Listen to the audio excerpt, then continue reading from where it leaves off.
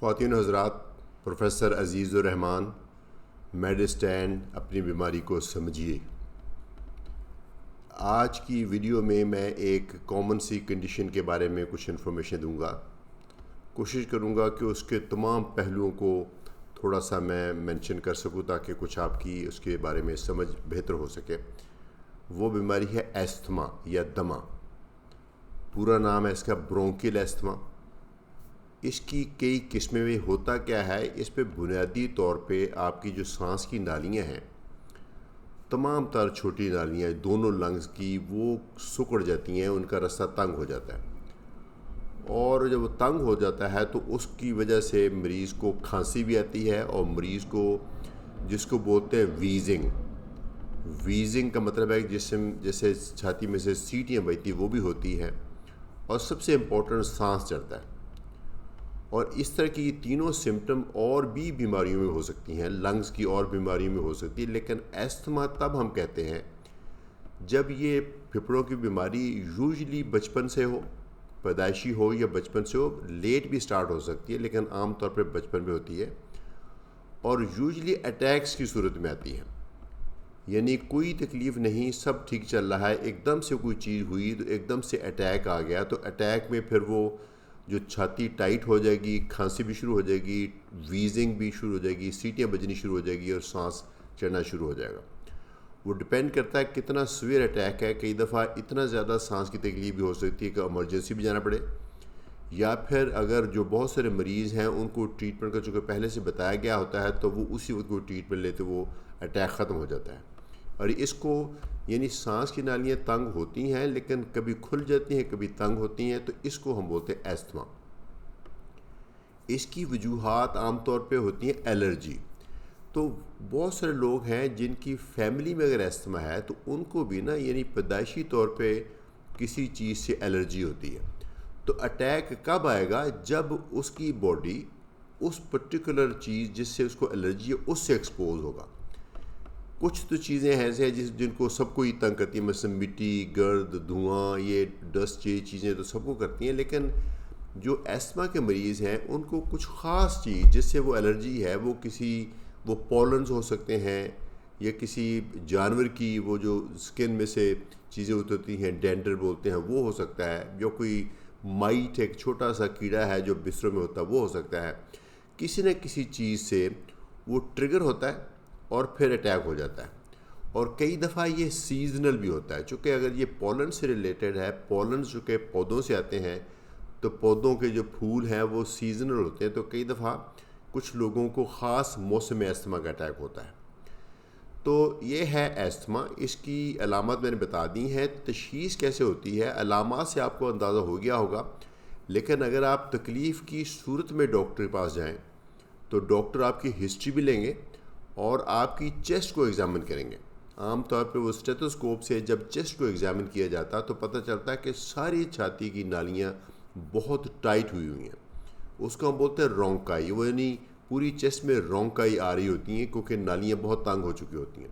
تنگ ہونے کی وجہ سے ہوا جو کہ بہت پھنس کے گزرتی ہے، زور سے گزرتی ہے، اس لیے وہ آواز کرتی ہے، تو وہ ہم اسٹیتھوسکوپ سے پک کر لیتے ہیں۔ اور بہت زیادہ تکلیف ہو تو وہ ہاتھ بھی نیلے ہو سکتے ہیں، زبان، لپس بھی نیلے ہو سکتے ہیں، وہ شدید اٹیک کی صورت میں، لیکن عام طور پہ ایستھما معائنے پہ ہی تشخیص ہو جاتی ہے۔ ایکس رے وغیرہ کی ضرورت نہیں پڑتی، کچھ کیسز میں ایک چیز ہے پلمونری فنکشن ٹیسٹ، اس کی ضرورت پڑتی ہے تشخیص کے لیے، لیکن عام طور پہ یہ معائنے پہ پتہ چل جاتا ہے۔ تشخیص ہوگی، اب اس کا علاج کیا ہے؟ اچھا، یہ ہے بہت امپورٹنٹ بات جو میں سمجھتا ہوں جہاں مجھے آپ کی توجہ چاہیے۔ علاج اس کا دو طرح سے ہے، ایک تو ہے پریونشن آف اٹیکس، اور ایک ہے اگر اٹیک آ جائے تو اس کو ختم کیسے کرنا۔ تو پریونشن آف اٹیک کا یہ مطلب ہوتا ہے کہ کچھ ایسا کیا جائے کہ ایستھما کے اٹیکس آئیں ہی نہ۔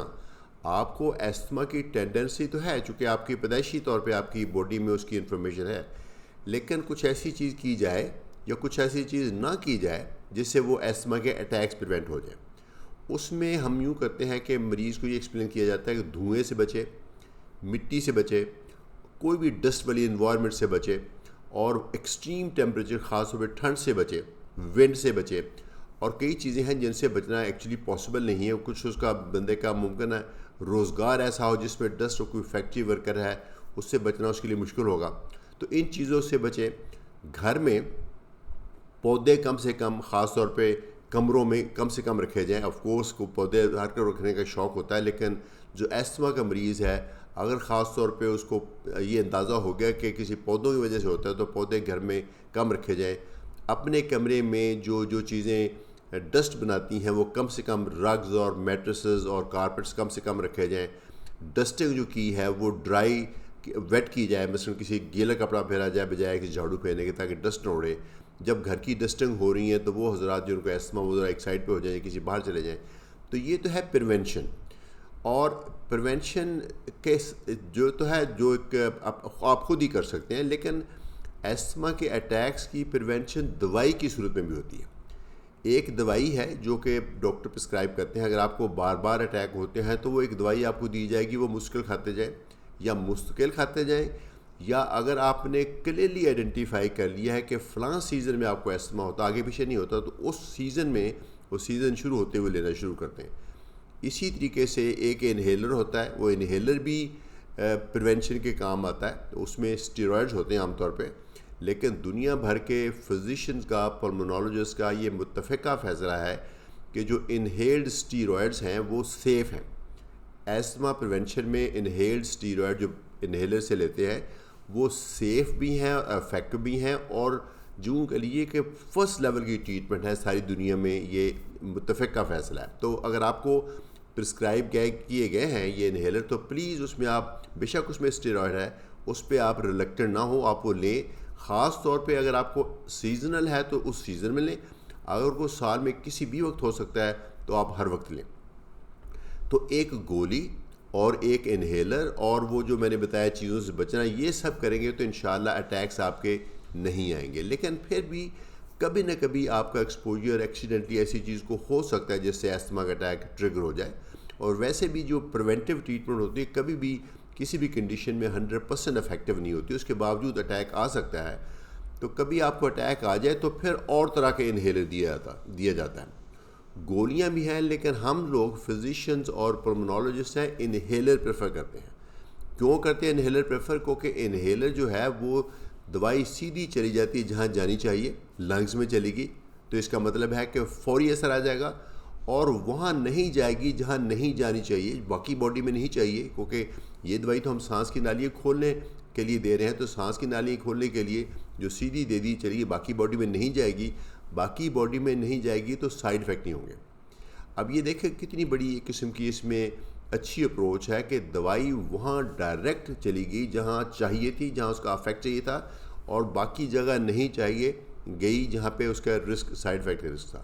تو انہیلرز بہت ہی اچھی چیز ہیں. انہیلر کے بعد نیبولائزرز ہوتے ہیں, جو بھی آپ کے ڈاکٹر نے آپ کو تجویز کیا آپ پلیز دیجئے, اور اس کے ساتھ گولیاں بھی کئی دفعہ دی جاتی ہیں. ایکسٹریم سچویشن میں اسٹیرائڈ کا گولیوں کی صورت میں کورس بھی دیا جاتا ہے. یہ آپ کے ڈاکٹر بتائیں گے کب آپ کو کس دوائی کی ضرورت ہے. ایستھما عام طور پہ انہیریٹڈ ہوتا ہے. آپ کے اگر پیرنٹس میں سے کسی کو ہے تو خطرہ ہے کہ آپ کو بھی ہو سکتا ہے, ضروری نہیں لیکن خطرہ ہے. اسی طریقے سے اگر آپ کو ہے تو آپ کے کسی بچے کو بھی ہو سکتا ہے. اچھا, یہ بیسکلی ہوتی الرجی ہے. اس کی دوسری قسمیں بھی ہے. کچھ لوگوں کو ایستھما کے اٹیکس نہیں آتے, صرف کھانسی ہوتی ہے, وہ بھی ایستھما کی قسم ہی ہے. کچھ لوگوں کو اور طرح کی الرجی, بہت چھینکیں آتی ہیں, یا کسی کو ڈرپ آتی ہے, پیچھے نیزل ڈرپ آتی ہے, کسی کو اسکن میں خارش نکلتی ہے. سب الرجی کی قسمیں, یہ سب انہیریٹڈ ہوتی ہیں.